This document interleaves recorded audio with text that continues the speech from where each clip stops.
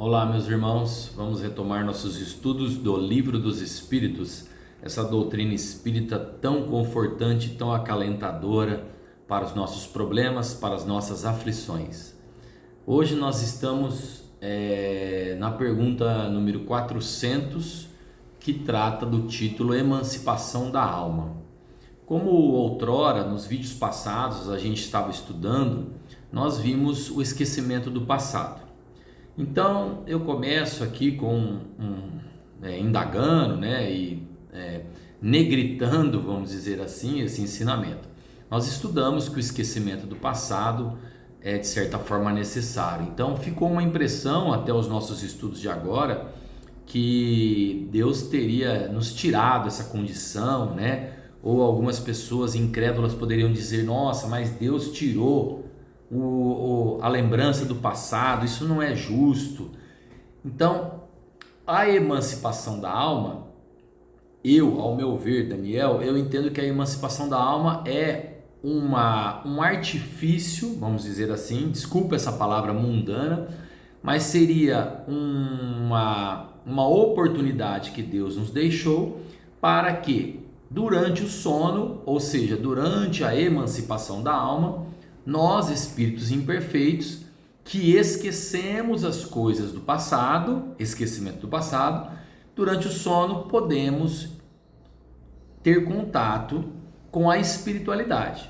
Então nós vamos ver que durante os nossos sonhos, durante a emancipação da alma, nós temos esse gatilho de pegar fôlego, de respirar, de criar forças através do contato que nós temos nos sonhos com os nossos irmãos do lado espiritual, tá? Seria uma saída, vamos dizer assim, uma válvula de escape para que a gente seja orientado. Não quero antecipar aqui o estudo das próximas perguntas, mas seria uma válvula de escape, uma saída, um artifício, uma bênção de Deus, de que nos coloca durante os sonhos em contato com os nossos irmãos, para que a gente possa aurir forças, recuperar-nos, sermos orientados, para que ao voltarmos para o estado de vigília, nós tenhamos ânimo para continuar a escala evolutiva e aguentar o processo reencarnatório.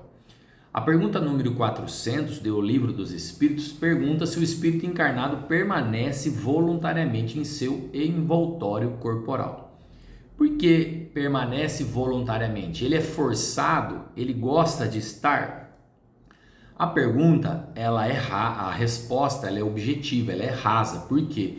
Porque nós sabemos que a carne, o processo reencarnatório, este método pedagógico de vir à carne, é um processo criado por Deus para os seus filhos evoluírem.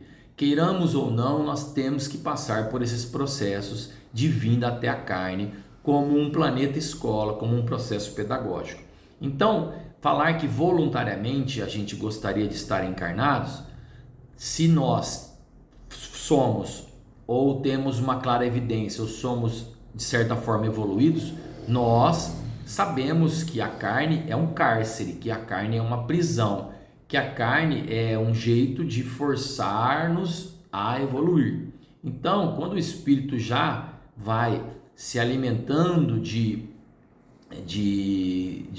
maturidade, conseguindo as virtudes morais necessárias, é sacrificante para ele estar na carne, porque ele está sempre almejando mundos melhores, onde a encarnação é mais sutil, onde a carne é mais leve e não tem essa carne grosseira do nosso planeta. Então, por isso que a resposta fala assim, a resposta diz: é como perguntar se um encarcerado se sente satisfeito de ficar sob as chaves, quer dizer, ficar preso, Porque o espírito encarnado, ele sempre aspira, ele sempre deseja a libertação. E quanto mais denso o envoltório, mais ele deseja se desembaraçar disso. Eu não quero entrar aqui fora da objetividade da pergunta, porque nós sabemos que muitos espíritos, irmãos nossos, atrasados, sempre querem estar na carne, nem às vezes têm a percepção que desencarnaram e nem se desprendem totalmente da crosta terrestre e ficam por aqui vagando e nessa condição são impulsionados forçosamente para o processo reencarnatório de novo. Ficam desejando reencarnar para sugar esse lado material do planeta, essas vaidades, essas satisfações dos vícios, dos egos, do orgulho, da sexualidade, etc. Então não quero entrar nessa parte. Então, em regra geral, pergunta 400, resposta da 400.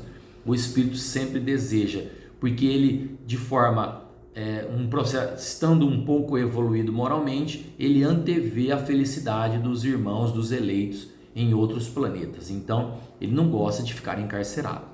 A 401 fala: durante o sono, a alma repousa com o corpo. Não é com o corpo que ela repousa, tá? Porque o espírito não se cansa, o espírito não tem órgãos, o espírito não tem fadiga, tá? A resposta é não, o espírito não fica inativo, o espírito não dorme, tá?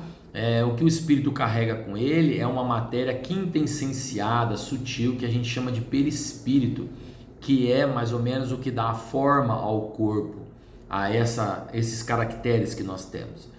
Mas o espírito em si, ele não tem necessidade disso, tá? Durante o sono, esses laços que unem ao corpo vão se afrouxando, né? E ele não tem necessidade mais do espírito. E o espírito fica com um fluido, com um cordão fluido umbilical e aqui na testa, mais ou menos assim, que lá na erraticidade, no mundo dos espíritos, ele é reconhecido dessa forma como um encarnado, porque esse laço fluídico aparece do outro lado. Então lá você consegue diferenciar quem é encarnado e quem está desencarnado na erraticidade. E aí, livre do corpo, dependendo do seu grau evolutivo, do seu grau moral, esse espírito pode percorrer o espaço. Ele entra numa relação direta com outros espíritos no plano espiritual e lá recebe orientações. Então olha só como Deus é perfeito. Impediu que lembrássemos do passado, mas nos deu a emancipação da alma para ter contato com os nossos irmãos espirituais. Então nós vemos que esse assunto é muito importante, o sonho e os sonos, a emancipação da alma. E a pergunta 402 vem neste embalo, dizer como podemos julgar a liberdade do espírito durante o sonho, né? O sono, durante o estado de emancipação. Como julgar? Então, nós vamos perceber na resposta que isso é muito relativo, tá? Porque às vezes as experiências sofridas pelo espírito no estado de emancipação da alma só servem para o espírito. Aquelas orientações, a aurir forças, conhecimentos que são adquiridos lá durante a emancipação da alma, só serve para o espírito, porque está livre do corpo durante o sono. E outras orientações vão servir para a hora que ele voltar para a carne ao acordar. Então, o que acontece na hora que você acorda? A gente sonha ou lembra fragmentos e mistura essas duas experiências, o que serve só para o espírito ou o que serve só para o corpo, para aquela encarnação, e às vezes a gente fica confuso com isso. Só que é pela qualidade disso que a gente vai poder julgar, como diz a pergunta 402. Por que julgar, Daniel? Porque nós, ao nos deitarmos, nós espíritas fomos orientados a consultar nossas consciências. E nós devemos, ao deitar, agradecer o dia que tivemos, a vida que nós temos e pedir para que nós possamos entrar em contato com irmãos espirituais de luz, de cabedal, tá? Então, pelos sonhos, tá? Quando o corpo repousa, o espírito possui uma ampla faculdade, ele se liberta desse corpo, dessa função, hoje eu estou Daniel, eu não sou Daniel. Eu costumo dizer assim, não é o corpo que tem um espírito, é o espírito que tem um corpo, tá? Então, quando ele está no estado espiritual, essas faculdades são maiores, ele se lembra do passado, ele tem algumas previsões do futuro. Esse espírito emancipado durante o sono, ele adquire uma potencialidade maior para se comunicar com os espíritos, seja deste mundo, seja de outro mundo, dependendo a potência moral, né, de elevação que esse espírito de desenvolvimento moral, ele pode vagar para outros mundos, tá? Então, às vezes a gente fala assim, eu tive um sonho bizarro, nossa, que rolaiada, né? Então, às vezes, são essas misturas que eu disse, de lugares que você foi, de experiências que você teve, de cada momento. Cuidado, que você carrega muita maldade, se você carrega muito nos vícios, na matéria, egoísmo, rancor, vingança, e você tem muitos inimigos aqui, não vai ser diferente no mundo espiritual. Então as pessoas às vezes têm maus sonhos, ou as pessoas têm insônia e não percebem que é por causa de processos obsessivos que ela tem.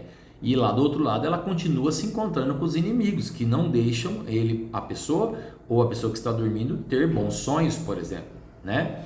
Então ele passa o espírito a viver o lado espiritual com maior amplitude, né?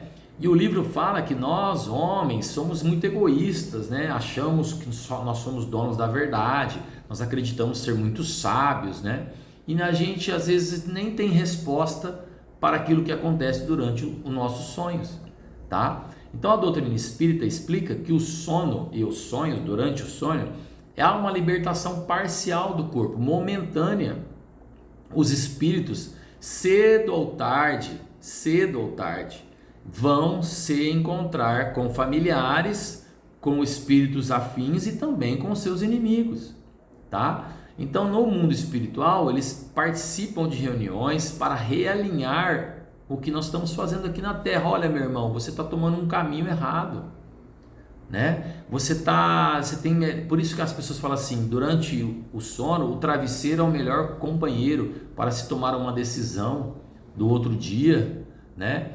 Então tomem cuidado com isso, tá? Então os sonhos explicam às vezes muitas coisas, mas você não pode ficar apegado a isso, querer ficar estudando isso e tudo que você sonhar, você fazer com que isso seja um norte na sua vida. Eu só vou fazer se eu sonhar, e se eu sonhar é a verdade ou não, porque às vezes o que serve para o espírito no mundo espiritual não serve para aplicar aqui enquanto estamos encarnados. Então o sonho é uma lembrança de muitas coisas que o espírito viu durante o sono,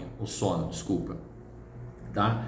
Isso ocorre por quê? Porque a alma ela tem umas faculdades maiores, só que o corpo fecha, o corpo encarcera ela, né? Bloqueia. Então quando volta a acordar aqui no corpo material, a gente tem toda essa confusão, e isso é um produto, né? Os sonhos, eles são produtos da emancipação da alma, tá? Então daí resulta que a gente às vezes tem uma clarividência, uma interpretação indefinida, porque o espírito vaga, tá? E essas lembranças, esses acontecimentos que nós temos podem ser de vidas passadas, podem ser de ensinamentos atuais e podem antever alguma coisa que pode acontecer conosco, porque nós estamos errando, tá? Então essa incoerência que se apresenta nos sonhos, ela se explica por causa dessas lacunas, desses pedaços fragmentados de lembranças que foram aparecendo durante o sonho. E aí fica truncado, tem coisas que não tem muito sentido, né? E aí quando você tenta unir isso ou entender, você perde uma significação racional disso daí. Então não se assustem com isso, em ficar também se preocupando em traduzir sonhos. Eu acho que o importante é a compreensão disso, à luz da razão do Espiritismo, e sempre que formos nos deitar, consultarmos nas suas consciências, pedir para Deus, para aurirmos força, para nos encontrarmos com os benfeitores de luz durante os sonhos, que possam nos instruir para que nós possamos tomar as decisões corretas durante o estado de vigília, durante o corpo, durante a vinda do corpo, nos processos de educação, da reencarnação, durante a vida terrena. Agora, se nós formos voltados aos vícios, provavelmente durante os sonhos nós vamos estar em lugares viciados, encontrar pessoas como nós, viciados e voltados ao mal. No próximo vídeo nós vamos falar da 403 em diante.